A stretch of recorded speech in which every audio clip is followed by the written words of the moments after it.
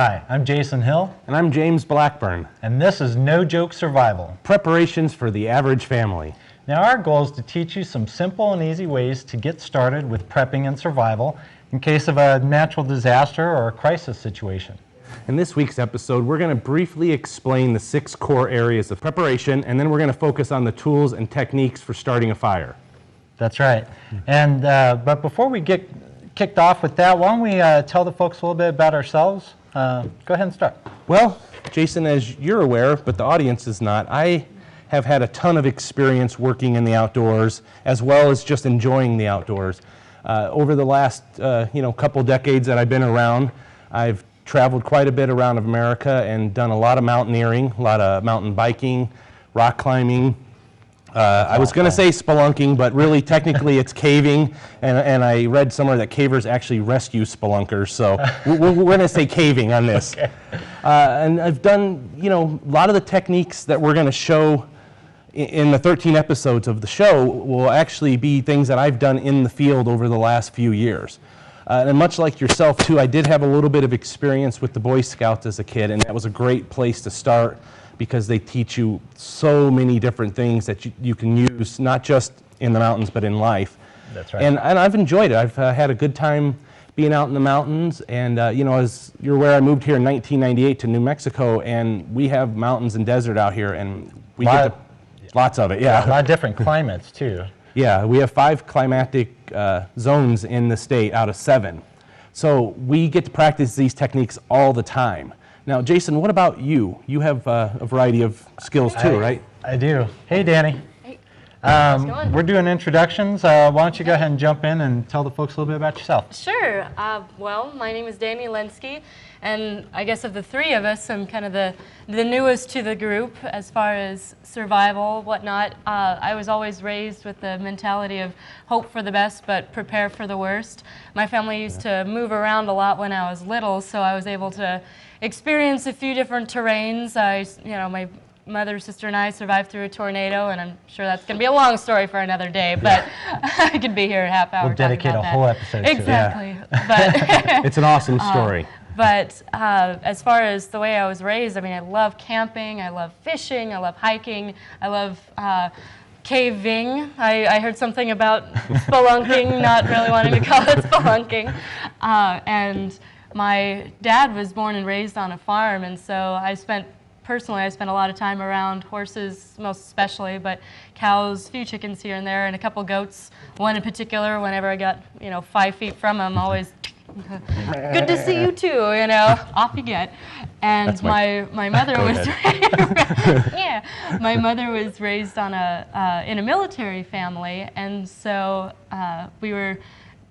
we definitely got the discipline that way, and so I guess it was good to be well-rounded. I'm not afraid to get my hands dirty for the sake of learning, so it's going to be us learning together with the 3 of us. But, and that's good because you have to do these things hands-on and get that experience. It's not just something you read about. Exactly. You need to have that actual practice. It can take years reading it in a book, but then once you try and put it into practical use, you think, oh, wait. How did that go again? But anyway. Now, speaking of practical use, you've had a lot of practical use out in the field with some of the techniques and tools of our show, right? Yeah, I have. And I hate to interrupt. I'm going to actually have to run so I can work on the beginner's box for later on. Oh, so great. I will be back, and I'm sorry Sounds to good. run. How about a high five? A little lower for the short one. Like half your size, man. Yeah. Hey, you didn't get a high five, though, so yeah. Well, I was in the Boy Scouts as a kid and got to do a lot of things out in the woods and do those hands-on making things,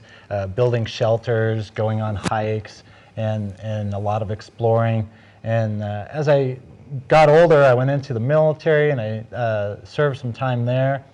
And then I also do search and rescue. And it all kind of tied in with my love for the outdoors and the passion that I have for it. And so I'm constantly out in the wilderness areas having to navigate, support myself, and use all these skills that I have. But we'll get into more of that later. Let's just tell the folks real quick the 6 core areas that we're going to be discussing in today's episode. Well, the first 2 are water and food. Then we're going to do shelter and security. And then energy and sanitation. So stick with us. When we come back, we're going to go into depth about all these topics and teach you some ways that you can get started. All right, thanks a lot for watching, but tune back. Good stuff coming up. Yeah.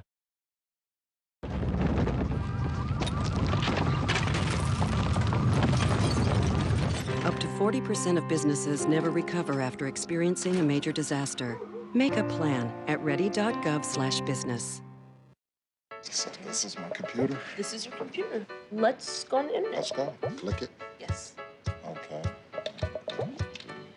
I cursor in between the R and the E. If I say dot, I want you to just push the period. She's gonna love me all over again now. That's it. Jamaica, here you come. Here we go. Good job. Right. Thank you. Thank you. And I did it by myself. Feel smarter.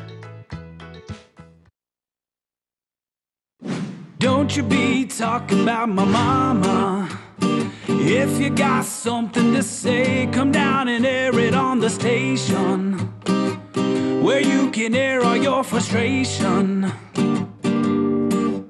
Don't forget it's a public venue, UABQ. So watch your mouth.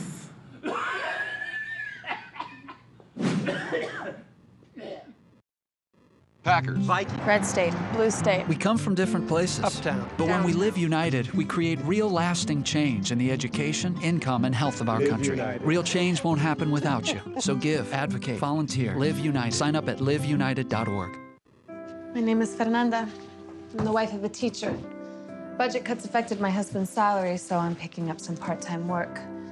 We're doing everything we can to make sure our kids eat today. Tomorrow, I just don't know. Fernanda, how'd I do? Well, I usually fold the underwear first. I meant the acting, but good to know. Play a role in ending hunger. Visit feedingamerica.org/hunger and find your local food bank.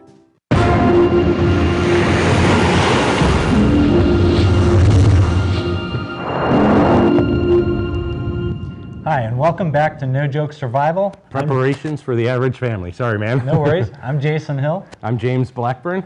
And in this episode, we're talking about the 6 core areas of preparation. And just to summarize, those were... Well, we got water, food, and shelter. Security, energy, and sanitation. Now, we're going to go in depth with the first one, which is water. Yes. Do you want to go ahead and take that? Well, water is the most important thing in life. You can survive a few days without food, but you cannot survive without water. And so we're going to talk a little bit about ways that you can store water for emergency situations or even gather water in sort of situations like what we're going to talk about on the show. Yep. Okay, and you know, some of those are rain barrels. Those are great because you can collect a lot of water just from the runoff of your home. They're fairly inexpensive to set up, and all you have to do is, once you collect it, is boil it or purify it, filter it, and that's some good drinking water. Exactly, and water, you know, is important for drinking, but also for sanitation is another thing on the list, for keeping things clean, wounds, clothing, and just keeping your general morale up because, you know, water is such an awesome thing. As a matter of fact, I'm going to show you real quick a container that you can store water in for emergency things. So check this out over here. Now, I'm probably going to get myself a hernia, but this is water. And that's 5 gallons. And these are really common. A lot of people use these. You can put them in your garage and store water long term. And you can put a little bleach in there, or they have some other additives. But having a bunch of these on hand is great because not only do you have this water, but as you collect more water, you can store it in here. And they're really inexpensive. Yeah, and water, you know, doesn't really have a expiration date. If you need to use it, you can. Just make sure it's clean. Yeah, you can always just boil it. All right, I'm going to put this away. Another great thing is just cases of bottled water. You get these at the store all the time. They sell them by the case. They're inexpensive. And it's so easy just to buy 2 or 3 or 4 of those and have them in your garage. And, and you just should in always case. have them in your vehicle with you anyway, because especially where we live, the Southwest, with so much desert, your car breaks down and you don't have any water with you at all, you could be in a lot of trouble, because there's a lot of spaces between towns out here. That's right. Dehydration sets in quick, and when it does, you don't always think clearly or make the best decisions. So staying hydrated is very important. We also have, did you talk about the purification tablets at all? Because that's something else that you can buy at the store that is a nice thing to have and weighs almost nothing to put in your backpack if you're going to the mountains. That's right. And have them at home as well. All right, so our next item is shelter. Yes. Shelter is important. Obviously, you got to be out of the elements. If it's raining or snowing, and you're out in that, your experience is going to be a lot more negative than if you have a roof over your head. And obviously a roof can come in a variety of different ways. That's true. Everything from a house to a camper to a tent, and then a few techniques that I know you've practiced out in the mountains with debris huts and things like that, right? Absolutely. And not only that, I mean, it could be just protection from the elements. So it could be a poncho or even a jacket or a hat protecting you from the sun. When we talk about shelter, it's just kind of a general protection from the elements. Now, some of the fun ones are like a snow cave. If you ever get a chance to do that in the wintertime, if you can dig yourself out a snow cave, and it has to have a way to have air come into it. But what happens is if it's cold and windy outside, there could be at least a 30-degree difference outside than inside with your body heat radiating. And so it's a good way to keep alive. And one of the things that we touched on in our first segment was, I said I'm a caver, and caves are also a good place for shelter in an emergency situation. Obviously, you want to make sure it's not bears. Minus the bears, and you want to make sure it's the one that's not going to flood while you're in there too. But it's a great way to get out of the wind and the rain and the elements in general in an emergency situation. That's right. But the whole general concept of shelter is being able to maintain like your temperature, your core temperature, so you either don't get hypothermia or like heat stroke or anything like that from the elements. So you really need to protect yourself so that you can function to stay alive. Exactly, and shelter it's a big thing. Yeah. So we're going to jump on to the next one now, folks, which is energy. Now, obviously, energy comes in a variety of ways as well. He's got more of it than he can do. That was the coffee anything this with. morning. Yes. But energy comes in the form of electricity, but obviously you don't always have electricity for that form of energy, but you can have a generator or solar panels and that sort of stuff as well. What are some of the other ones that you know about that you've used? Well, a lot of people have a fireplace in their home, so if you have a nice stockpile of dry wood, not only will it provide heat, but you can also use it for cooking, which will also allow you to purify water, if the case be. And I can tell you, my furnace went out when I lived in Chicago in the winter, and we heated the house for over a week with the fireplace. We slept in front of it, and that saved us that week. So it's worth its weight in gold. Now, there's obviously wind power as well, windmills and stuff like that. Not everybody has access to one of those, but and the world never runs out of wind.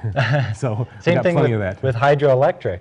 If you have the right equipment, you can harness the water from like a stream, if you have a consistent stream, and that will also generate power, which you can store in batteries and use for a later time. Well, even similar to a solar system. Yeah, well, even proof in our pioneer ancestors, they always used the water to power their mills to the grain grind mills. stuff. Yeah, so it's a great technique and an obvious thing if you have access to it.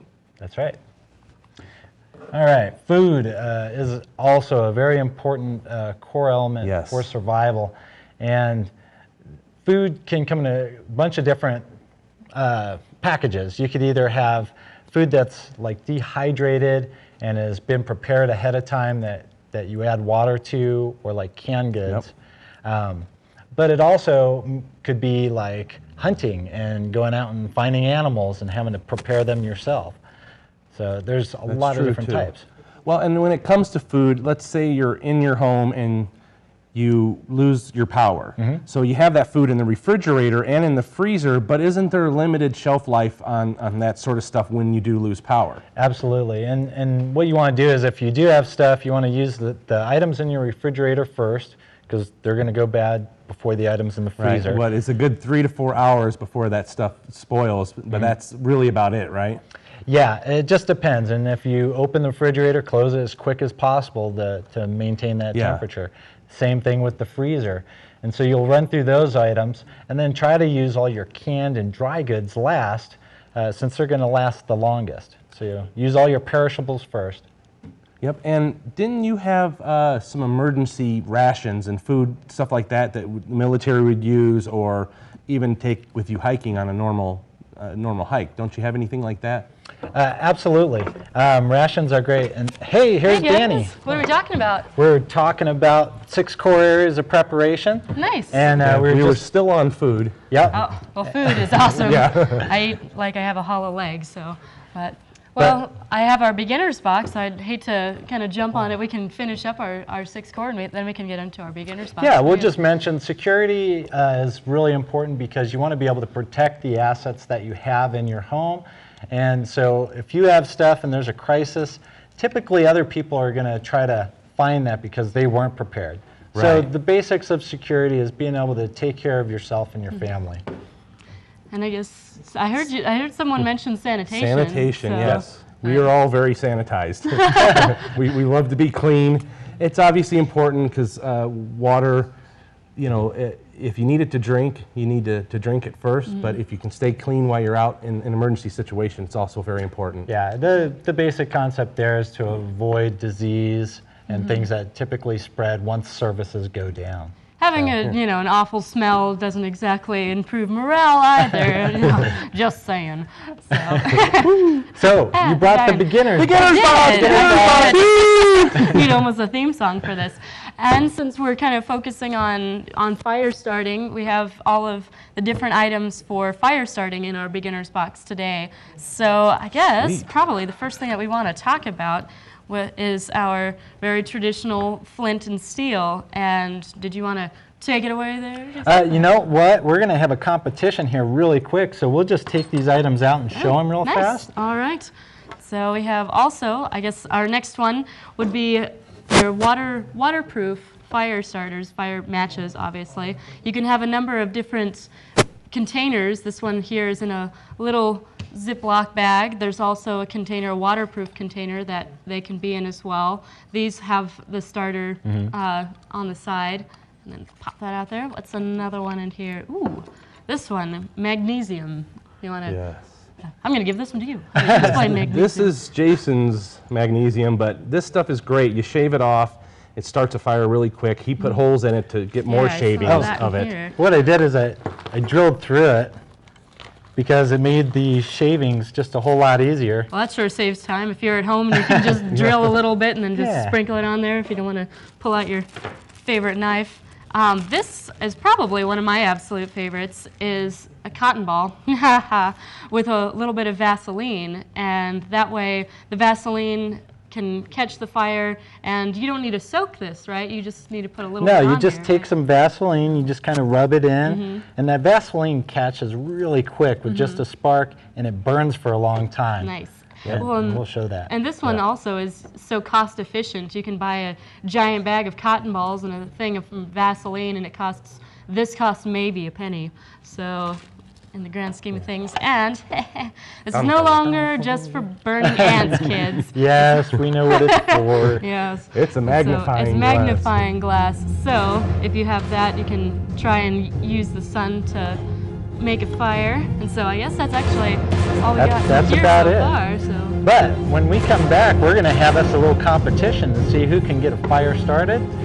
So stay tuned, and we're going to have a lot of fun. Awesome. I'm going to be the fastest, though. Because We'll see. I don't know. super good with one of these. He is pretty good at this. Danny, just wait. There's going to be a secret flamethrower in the back that as long as we don't You have set to get the everything on fire extinguisher and make sure we don't burn the Okay. place. Yes, I am.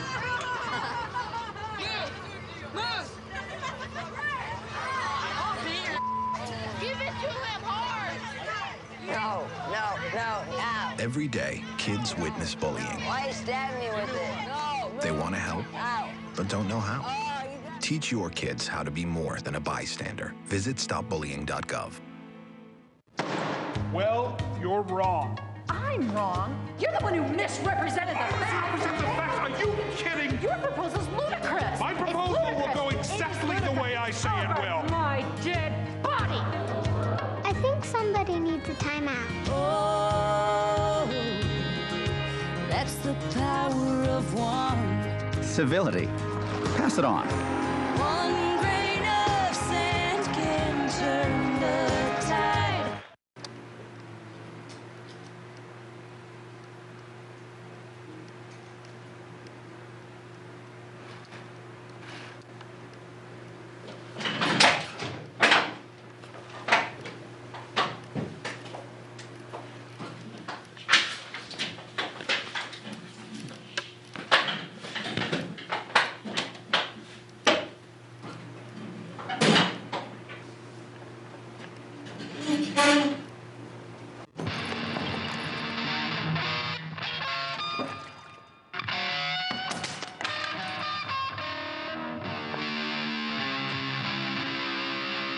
That sounds awful. Seriously, awful.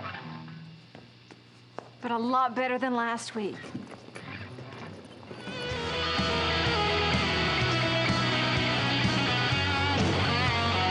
We weren't born to follow.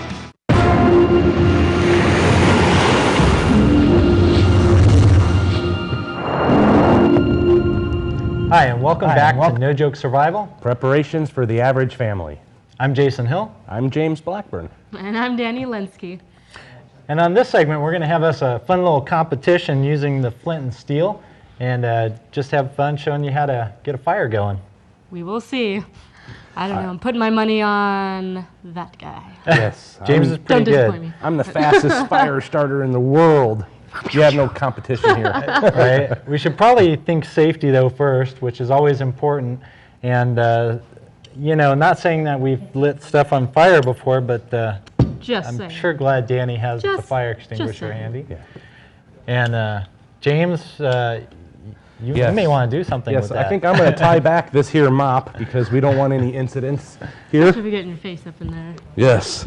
So there you go. Safety first. Now, before we actually get the contest kicked off, we went out into the field and did a little demonstration of starting a fire, and we'd like to show you that video right now.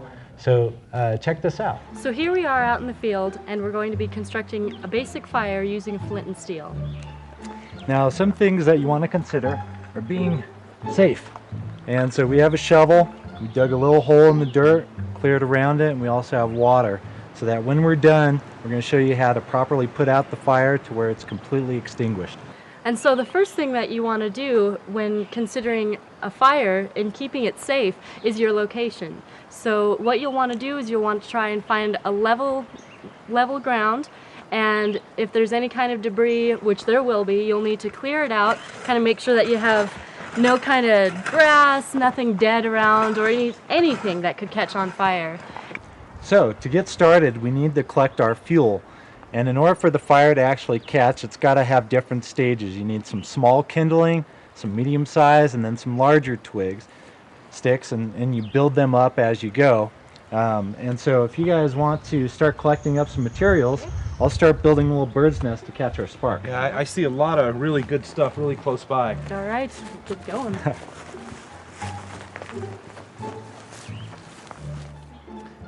Okay, if you have some really dry grass available or other materials, you can make kind of what's called a basket. And I like to do that just because it tends to give you a little area to work with, especially for catching the spark of your flint and steel. And when it's done, it typically looks kind of like a bird's nest. And you can fill this with additional dry leaves, dry material. But what this also does is if, for whatever reason, you need to move this to a different location, you can catch your spark in there and actually carry it, at least for a few seconds until it really gets going, to another location. And if that's the case, then you build it up into a little bit bigger basket. But this is just a basic one, some branches. We're ready to get this into our fire and get it lit. Okay, so what I got here is a Swedish flint and steel. and they make a lot of different types, but basically what this does is it creates a really hot spark when you scrape it. And the reason I like these is because you don't need an additional fuel source like a lighter that needs butane, etc. And even if it's wet, it's still going to throw a spark. So I'm going to see if I can get this going.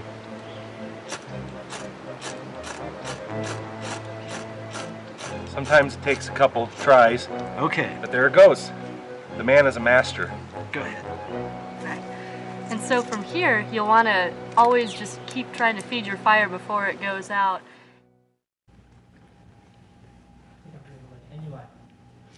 Welcome back.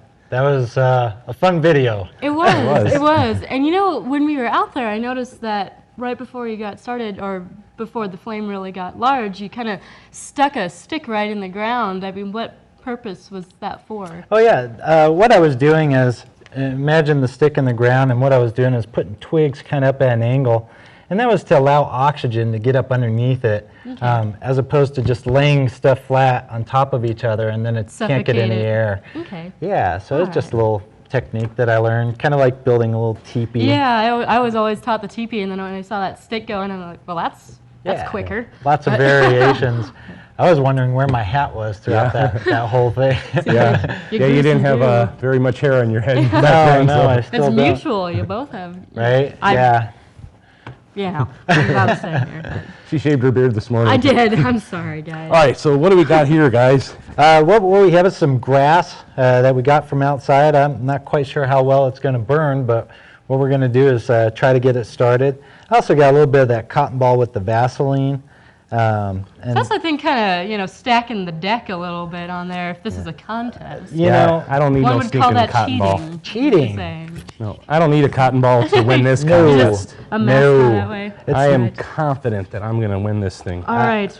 Well, what if I think that maybe without further ado, we'll get started. Looks like we have the flint and steel here, and then you have, looks like a little flint, and then... This is my little pocket keychain. It's got a flashlight and P38, but I also have a little mini flint here I always carry with me. Yep. All right. Are we ready? Hey, don't get started now. Are we ready? Demo. Let's get this going. Ready, set, wait for it. You know, he started since I had... Oh, look, mine broke already. No. See, I think that my odds were already pretty all right. Oh, see. All right. Stacking the deck a little bit. He's already getting some spark. Oh, no! No! Get a cotton ball. Oh, okay. He must have had a cotton ball in his pocket. Wow, that's a good one, dude. Dang. I'm That'd impressed. keep me warm anyway for many nights. I guess. All right. Put that I have made fire too. This is it. If you want to see us more, feel free to visit us on Facebook at facebook.com/NoJokesSurvival. There you can ask us questions. You can also visit our website at nojokesurvival.com, and there are links to the videos. And come back and visit us next week. And next week we're going to talk about what to do when there's no water. Thank you so much. We'll Thanks, everybody. To see you drink some water before watching the episode. That way you don't feel so parched. Yeah, exactly. All right. And some of these other ones right here, we have things falling on the ground. Oh, I think I may have wet myself a little bit. If you're up on a mountain, you may want to go down into a valley, you know, or observe the area. Some lime. Oh my God, what is that? What is that, dude? Probably a Sasquatch. They're all over the place. This is important. You don't want to wipe your backside with something that might be poisonous. What you want to do is literally just sit down and listen. I kind of blew my way through there pretty badly. There was a lot of outtakes. It's back, dude! It's back! Ah! Where is it? There it goes! That's awesome. You never know what you're going to find in the wild. I love it. Or some sort of area where you're going to find people and be rescued.